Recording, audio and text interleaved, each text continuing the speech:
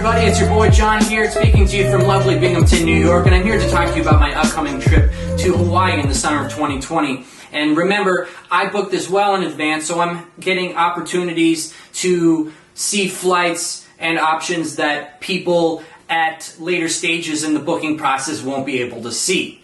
So keep that in mind. Now, I am also flying from Chicago to Hawaii because there are certain stops that I'd like to make on the way to Chicago, so I'd be planning on driving to Chicago, parking my car with family there, flying to Hawaii, and then back. Now, I found that there was a certain interesting element in my booking process that I'd like to share with you because this might be something that the airlines think we're too dumb to notice. And I caught it. So, when I was booking the flight through Delta's American Express card with the 60,000 points sign-up bonus, I was able to book a flight from Chicago to Hawaii. Then I wanted to do some island hopping by plane, and that would be much cheaper than a cruise.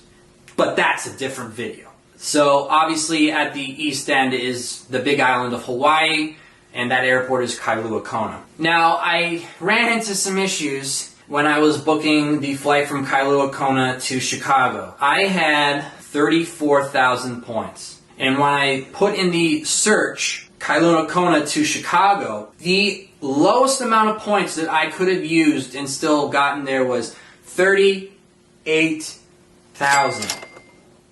So obviously, I don't even have enough points. So I'm thinking I either have to just pay that $500 to get back, or I have to shorten the first trip and see how many points I can use before I have to start spending money. So I searched for flights from Kailua Kona to Los Angeles because I've never been there before, and I really want to try out the food, enjoy the weather and the culture, and give myself, 16 hours to enjoy it. And most people are thinking, oh, you break up the flight, they'll treat that as two different flights, that'll be more expensive. Here's the thing, folks. If you book a flight from Kailua Kona to Los Angeles, at least for me, that was 24,500 points. Alright, we're in the clear. We're less than 34,000 points. But we want to see, can we stretch that farther? So I look at flights from Los Angeles to Chicago. Alright, there's a flight from Los Angeles to Chicago with a layover in Minneapolis. And that cost me 7,500 points. Alright, now I have to add this up and see, can I do this without paying any money other than the fee, which is $6? Alright, so 24,500 points plus 7,500 points equals 32,000 points, people. I not only get to have an enriching experience in Los Angeles, I also have 2,000 points left over, and I'm feeling like a boss. Now, my suggestion for you people, if you're working your butt off, if you have all these expenses and you're charging them, start letting your expenses work for you. Give yourself an airline rewards credit card. This will pay for itself in no time.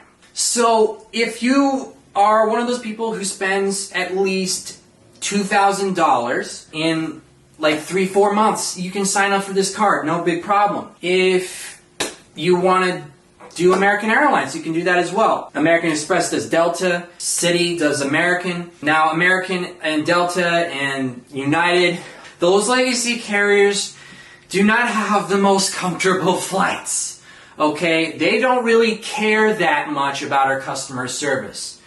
But let's say you really want to go to Alaska or you really want to check out the West Coast. Well, maybe an Alaskan Airlines credit card will work for you. The food there is actually decent, the seats are comfortable, and the employees actually care about customers. What do I mean by this? Well, this past summer I was flying from Seattle to Indianapolis, to DC, to Syracuse, and the Alaska Airlines portion was from Seattle to Indianapolis. And I go up to the gate agent because the flight's delayed. And he's so, can we move some things around? And it gets to the point where it looks like I might be able to squeeze it in. I'm able to get into Indy in time so that I can get to DC. I get on the plane. Gate agent gets back on. She says, move up 4 rows. I didn't ask her to do that. I didn't beg her to do that. I'm thinking, what did I do right? And it's because they genuinely care about the customer. They want to make sure that their customers have a pleasurable experience and know that the people that work for that company are working for them. So I can't recommend that airline enough. And it shows. J.D. Power says it's the #1 airline in the country. And for a good reason. They actually care. They still care after working for decades in this business. So, that's an excellent airline to go with, and maybe that's a good credit card choice. But if you really want something that's versatile, you can go with Chase Sapphire. I haven't used it yet, but I will say that will probably be my next card.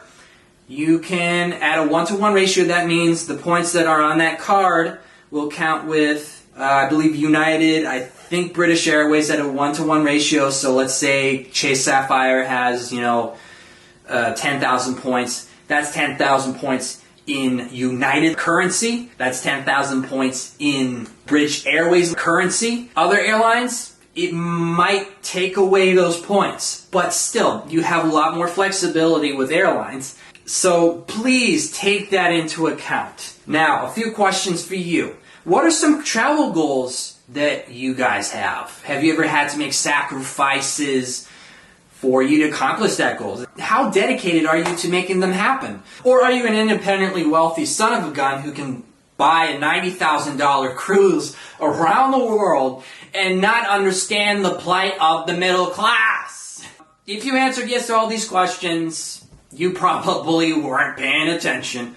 But if you were paying attention, I'd love to read your comments below. I will try to respond to each and every one of them because I do enjoy helping people with travel tips and making sure that people know the ins and outs and all the hidden secrets, because I do want people to explore and see that there are things other than your hometown, other than your home state. There's such a gigantic world, and there's a lot of places that you would discount but are actually totally awesome. So please leave a comment below if you have answers to the questions I gave you, or if you just want to chat, because I would love to talk to you. But other than that, signing off from Binghamton, aloha.